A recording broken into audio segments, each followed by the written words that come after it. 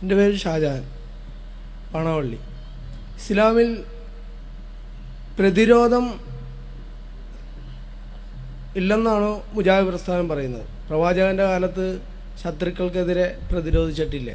ഇതിന് മറുപടി കിട്ടിയാക്കോളൂ.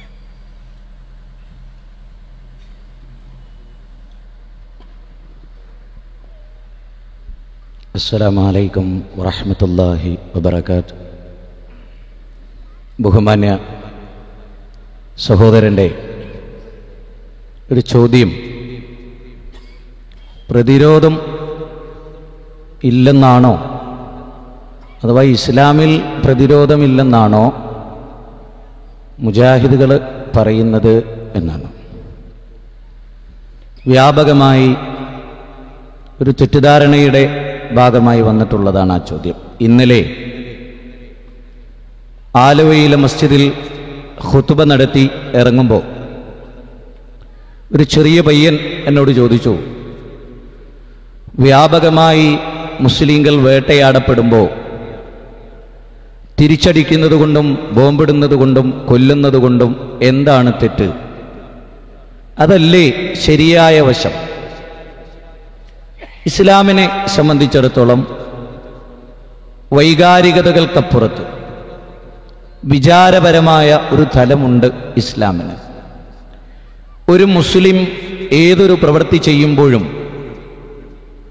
മറ്റൊരു സംഘടന ചെയ്തു അതുകൊണ്ട് നമുക്ക് ചെയ്യാം എന്നതല്ല ഇസ്ലാമിൻ്റെ മാനദണ്ഡം. ഭാസ്കരൻ കള്ളു കുടിക്കുന്നു, മുഹമ്മദിന് കള്ളു കുടിക്കാം എന്നാരും പറയാറില്ല.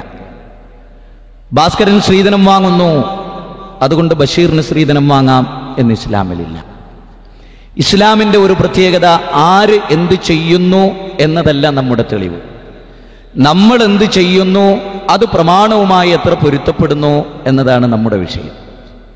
ഇപ്പം നിങ്ങൾക്കറിയാലോ, ഫിറൗൻ ലോകത്തിലെ ഏറ്റവും വലിയ ഏക ഛത്രാധിപതിയായിരുന്നു. ഫഖാല അന റബ്ബുക്കുമുൽ അഅല, ഞാനാണ് പരമോന്നതനായ റബ്ബ് എന്ന് പറഞ്ഞ ആളാണ്.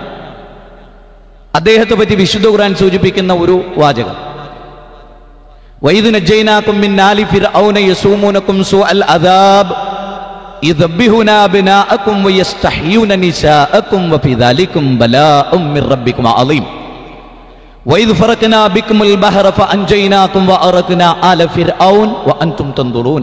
സൂറത്ത് ബഖറ 49-50 വചനങ്ങളാണ്. ഫിറൗന് പുരുഷന്മാരെയൊക്കെ നേരെ ഓപ്പോസിറ്റായിട്ട് അറുകൊല ചെയ്തു. കിരാതമായ പ്രവർത്തനങ്ങൾ അവിടെ അദ്ദേഹം ചെയ്തു. സ്ത്രീകളെ ജീവിക്കാൻ അനുവദിച്ചു. അത് ചരിത്രത്തിൽ നമ്മൾ മൂസാ നബിയുടെ അനുയായികളിൽ അദ്ദേഹത്തെ ഫിറൗനിന്റെ ആളുകൾ ചെയ്ത അക്രമത്തെക്കുറിച്ച് ഖുർആൻ പറയുന്നതാണ്. അറുകൊല ചെയ്തു. ഖുത്ല അസ്ഹാബുൽ ഖുദൂദ് അന്നാരി ദാത്തിൽ വഖൂദ് ഇദ്ഹും അലൈഹാ ഖുഊദ് വഹും അലാ മാ യഫ്അലൂന ബിൽ മുഅ്മിനീന ശുഹൂദ് വമാ നഖമൂ മിൻഹും ഇല്ലാ അൻ യുഅ്മിനൂ ബില്ലാഹിൽ അസീസിൽ ഹമീദ്. സൂറത്ത് ബലദിൽ 4 മുതൽ 10 വരെയുള്ള വചനങ്ങളിൽ അല്ലാഹു സുബ്ഹാനഹു വ തആല പറയാം, വലിയ തീക്കുണ്ടാരം ഉണ്ടാക്കി അതിൽ മുസ്ലിങ്ങളെ കൊണ്ടുപോയി നിക്ഷേപിച്ചു, തീയിട്ട് ചുട്ടു ചാമ്പലാക്കി. എന്തിന്റെ പേരിൽ? പ്രതാപവാനായ അല്ലാഹുവിൽ അവർ വിശ്വസിച്ചു എന്നതിന്റെ പേരിൽ. പക്ഷെ ഇവരെന്താ ചെയ്തത്? നബി സല്ലല്ലാഹു അലൈഹി വസല്ലം കഅബത്തിന്റെ സമീപത്ത് ഒരു ചെറിയ കറുത്ത പുതപ്പും പുതച്ച് കൈ തലയാണയായി കിടന്നപ്പോ ഖബ്ബാബ് റളിയല്ലാഹു അൻഹു വന്നിട്ട് ചോദിച്ചു, അലാ തദ്ഖൂലനാ യാ റസൂലല്ലാഹ്, അല്ലാഹുവിന്റെ റസൂലേ, അങ്ങ് കാണുന്നില്ലേ ഇത്? ശരീരം മുഴുവനും പൊട്ടിയൊലിച്ചത് കാണുന്നില്ലേ? ഇരുമ്പിന്റെ ചീർപ്പ് കൊണ്ട് മാംസം പിഴുത് കാണുന്നില്ലേ? പട്ടാപ്പകല് പടച്ചട്ട അണിയിച്ച് ചുട്ടുപൊള്ളുന്ന സൂര്യന്റെ കിരണത്തിന്റെ മുമ്പിൽ കൊണ്ടുപോയി മലർത്തിക്കിടത്തി പുറത്തുനിന്ന് ചോരവും നലയും ചലവും നീരുമൊലിക്കുന്നത് അങ്ങ് കാണുന്നില്ലേ പ്രവാചക? അതുകൊണ്ട് ഞങ്ങൾക്ക് വേണ്ടി പ്രാർത്ഥിക്കുന്നില്ലേ? ആയുധമേന്തുന്നില്ലേ എന്നല്ല, കലാപമേന്തുന്നില്ലേ എന്നല്ല, തിരിച്ചടിക്കുന്നില്ലേ എന്നല്ല, പ്രാർത്ഥന ഒരു വലിയ ആയുധമായി കണ്ടിരുന്നു ഇസ്ലാം. മുസ്ലിങ്ങൾക്കിന്ന് പ്രാർത്ഥന ആയുധമല്ല. അള്ളാഹുവിനോട് പ്രാർത്ഥിക്കുന്നത് പാപമായും ഇബിലീസിന്റെ സിദ്ധാന്തമായും കാണുന്ന ഒരു ജനതയാണ് ഇന്ന് നമ്മുടെ ജനത. പ്രവാചക തിരുമേനിയോട് അവർ ചോദിക്കുന്നത്, പ്രാർത്ഥിക്കുന്നില്ലേ? അള്ളാഹുവിനോട് പ്രാർത്ഥിക്കുന്നില്ലേ? അമ്പിയാക്കളോട് പ്രാർത്ഥിക്കുന്നില്ലേ? ഔലിയാക്കളോട് പ്രാർത്ഥിക്കുന്നില്ലേ? കബറാളികളോട് പ്രാർത്ഥിക്കുന്നില്ലേ എന്നല്ല, അള്ളാഹുവിനോട് പ്രാർത്ഥിക്കുന്നില്ലേ? പ്രാർത്ഥിക്കുന്നു എന്നും പ്രാർത്ഥിക്കുന്നില്ല എന്നും നബി സല്ലല്ലാഹു അലൈഹി വസല്ലം പറഞ്ഞില്ല. നബി സല്ലല്ലാഹു അലൈഹി വസല്ലം പറഞ്ഞു, നിങ്ങൾക്കറിയുമോ, നിങ്ങൾ ധൃതി കാണിക്കുകയാണ്. നിങ്ങളുടെ പൂർവികന്മാർ തലയിലൂടെ ഈർച്ചവാട് വെച്ച് ഈർന്നവരെ രണ്ടാക്കി. സക്കരിയ നബി അലൈഹിസ്സലാം അതിന് ഉദാഹരണമാണ്. യഹിയാ നബി റോട്ടിലിറങ്ങി തൗഹീദ് പറഞ്ഞു, ബൈബിൾ പറയും, ഗളച്ഛേദം ചെയ്തു കളഞ്ഞു ആ ജനത. സൂറത്ത് ബഖറയിൽ 60-61 വചനങ്ങൾ നിങ്ങൾ പരിശോധിച്ചാൽ കാണാം, അമ്പിയാക്കളെ അന്യായമായവർ കൊന്നു. ഞാൻ ചോദിക്കട്ടെ, നമ്മുടെ ഏതെങ്കിലും ഒരു പ്രസ്ഥാനത്തിന്റെ നേതാവിന്റെ മുഖത്ത് തുപ്പി എന്ന് പറഞ്ഞാൽ ആയുധമേന്തി പോരാടുന്നവരാണ് നമ്മൾ. അനവധി പ്രവാചകന്മാർ അനുയായികൾ നോക്കി നിൽക്കെ കൊന്നൊടുക്കി എന്ന് അള്ളാഹു ഖുർആനിലൂടെ പറയും. എന്തായിരുന്നു അവരുടെ സമീപനം? മുസ്ലിമിന്റെ ഏറ്റവും വലിയ ആയുധം, സ്വർഗം നേടാനുള്ള ആയുധം ക്ഷമയാണ്. സലാമുൻ അലൈക്കും ബിമാ സബർതും, നിങ്ങൾ ക്ഷമിച്ചത് കാരണത്താൽ നിങ്ങൾക്ക് സ്വർഗം. ഇന്നമാ യുവഫസാബിറൂന അജ്റുഹും ബിഗൈരി ഹിസാബ്, ക്ഷമിക്കുകയാണെങ്കിൽ കണക്കില്ലാതെ നിങ്ങൾക്ക് പ്രതിഫലം നൽകുമെന്ന് പറയുമ്പോ സ്ബിറു വസാബിറു വറാബിതു, നിങ്ങൾ ക്ഷമിക്കൂ, ക്ഷമയിൽ മുൻകടക്കൂ, നിങ്ങൾ മുൻകരുതലുകൾ എടുക്കൂ എന്ന് ഇസ്ലാം പഠിപ്പിക്കുമ്പോ ആ ക്ഷമയുടെ മഹത്തായ ഒരു അധ്യായമുണ്ട് മുസ്ലിമിനെ സംബന്ധിച്ചിടത്തോളം. എല്ലാം ക്ഷമിക്കുകയാണോ? എല്ലാറ്റിനെയും സഹിക്കുകയാണോ? പ്രതിഷേധിക്കേണ്ടതില്ലേ? തീർച്ചയായും ഉണ്ട്. എങ്ങനെ, എപ്പോൾ, ഏത് വിധേനെ, ഏത് മാനദണ്ഡമനുസരിച്ച്, ഏത് തത്വമനുസരിച്ച്? ഇന്ത്യ എന്ന് പറയുന്ന ഇന്ത്യയുടെ കൺസെപ്റ്റിൽ നിന്നുകൊണ്ട് ചിന്തിക്കുമ്പോ, ഇന്ത്യ എന്ന മഹാരാജ്യത്ത് നിന്ന് നമ്മൾ ആലോചിക്കുമ്പോ, India is A secular state. India ഒരു മതേതര കാഴ്ചപ്പാടുള്ള രാജ്യമാണ്. കൾച്ചറൽ പ്ലൂറാലിറ്റിയുടെ, കൾച്ചറൽ ടോളറൻസിന്റെ നാട്. നമ്മുടെ ഭരണഘടനയുടെ 29ാമത്തെ ഖണ്ഡിക, നമ്മുടെ ഭരണഘടനയുടെ 30ാമത്തെ ഖണ്ഡിക, നമ്മുടെ ഭരണഘടനയുടെ 26ാമത്തെ ഖണ്ഡിക, ഇഷ്ടമുള്ള മതം വിശ്വസിക്കുവാൻ, ആ വിശ്വാസമനുസരിച്ച് കർമ്മങ്ങളും ആചാരങ്ങളും രൂപപ്പെടുത്തുവാൻ, അത് പ്രീച്ചിങ് ചെയ്യുവാനുള്ള സ്വാതന്ത്ര്യം ഈ ഭരണഘടന നൽകിയോ? അതിന് പ്രൊട്ടക്ഷൻ നൽകുക എന്നതും അതിനെ സംരക്ഷിക്കുക എന്നതും ഓരോ സംഘടനക്കും അവരുടെ സ്ഥാപനങ്ങൾ ഉണ്ടാക്കുവാനും അതിന്റെ സ്ഥാപക ജംഗമ വസ്തുക്കൾ സൂക്ഷിക്കുവാനും അതിന്റെ റെസീപ്റ്റ് സൂക്ഷിക്കുവാനും അതുമായി ബന്ധപ്പെട്ട ഭരണം നടത്തുവാനും 30ാമത്തെ ഖണ്ഡിക പെർമിഷൻ നൽകുകയും ഏതൊരു പൗരന്റെ മൗലികമായ അവകാശത്തിന് വിള്ളലേൽക്കാതെ ഭരണഘടന പക്ഷപാതിത്വം കാണിക്കാതെ നിലനിൽക്കണമെന്ന ഭരണഘടനയുടെ 15ാമത്തെ വകുപ്പും അനുവദിച്ച ഒരു രാജ്യത്ത് ഇതല്ലേ ഇസ്ലാം പറയുന്ന മതം അല്ലാഹുവിനാകുന്നതുവരെ? മീൻസ് അതുകൊണ്ട് ഉദ്ദേശിക്കുന്നത് അള്ളാഹുവിന്റെ ദീന് സ്വീകരിക്കുന്നതിൽ വാള് തടസ്സമായിക്കൂടാ, അള്ളാഹുവിന്റെ ദീന് സ്വീകരിക്കുന്നതിൽ ആളുകളുടെ ഭീഷണി തടസ്സമായിക്കൂടാ, അള്ളാഹുവിന്റെ ദീൻ അംഗീകരിക്കുന്നതിൽ ഇവിടെ ഏതെങ്കിലും സംഘങ്ങൾ ഭയപ്പെടുന്ന ഒരവസ്ഥ ഉണ്ടായിക്കൂടാ.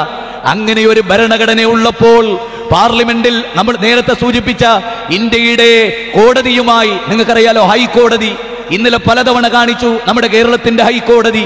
ഞാൻ എന്റെ സഹപ്രവർത്തകനോട് ചോദിച്ചു, മോനെ നീ കണ്ടോ സത്യമേവ ജയതേ എന്ന് ഇംഗ്ലീഷിലും മലയാളത്തിലും എഴുതി വെച്ചത് നീ കണ്ടോ? ആ പദം സംസ്കൃതമാണ്. സത്യമേ ജയിക്കാവൂ എന്ന് എഴുതി വെച്ച ഈ കോടതിയും നമ്മുടെ ഭരണഘടനയും ഒരു പൗരനോടും വിവേചനം കാണിക്കാത്ത ഭരണഘടനയാകുമ്പോൾ തന്നെ ഒരു പൗരന് നൽകിയ മൗലികാവകാശത്തിന് നേരെ ധ്വംസനമുണ്ടാകുമ്പോ ആ വ്യക്തികൾ ആയുധമേന്തി ഇവിടെ പ്രവർത്തിച്ചാൽ അരാജകത്വം ഉണ്ടാകും. ഞാൻ വളരെ ലളിതമായ ഒരു ഉദാഹരണം പറയാം. ഒരു പോലീസുകാരൻ യൂണിഫോമിൽ AK-47 ഏന്തി ഒരു ട്രെയിനിൽ കയറുമ്പോ ആരും അദ്ദേഹത്തെ കണ്ട് ഭയപ്പെടുന്നില്ല. മറിച്ച് നീളമുള്ള ഈ താടിയും ഈ വെള്ള ജുബ്ബയും വെള്ള മുണ്ടുമെടുത്ത് ഒരു മതത്തിന്റെ വക്താവെന്ന നിലയിൽ AK-47 ഏന്തി ഞാൻ ഇറങ്ങിയാൽ എന്നെ ഉൾഫ തീവ്രവാദി എന്നോ കാശ്മീർ ഭീകരവാദി എന്നോ പാകിസ്ഥാൻ വന്ന ഭീകരവാദി എന്ന നിലക്ക് ആളുകൾ കാണുകയും പോലീസുകാരനെ വെടിവെച്ചു കൊല്ലുകയും ഒരു പക്ഷേ ചെയ്യും.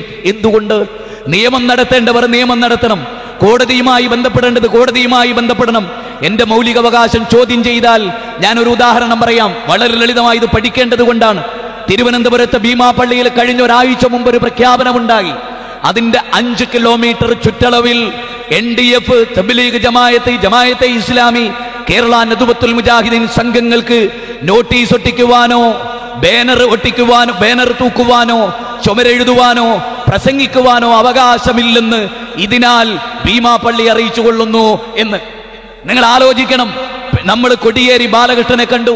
ആഭ്യന്തരമന്ത്രി കോടിയേരി ബാലകൃഷ്ണനോട് ചോദിച്ചു, അല്ല അങ്ങയുടെ ഭരണത്തിൻ കീഴിലാണോ അല്ലെങ്കിൽ VS അച്യുതാനന്ദൻ മുഖ്യമന്ത്രിയായി ഭരിക്കുന്ന കേരളത്തിൻ കീഴിലാണോ ഈ ഭീമാപള്ളി എന്ന് പറയുന്ന സ്ഥലം എന്ന് നമ്മൾ ചോദിച്ചു. നിങ്ങൾ എന്തുകൊണ്ടാണ് അങ്ങനെ ചോദിക്കുന്നത്?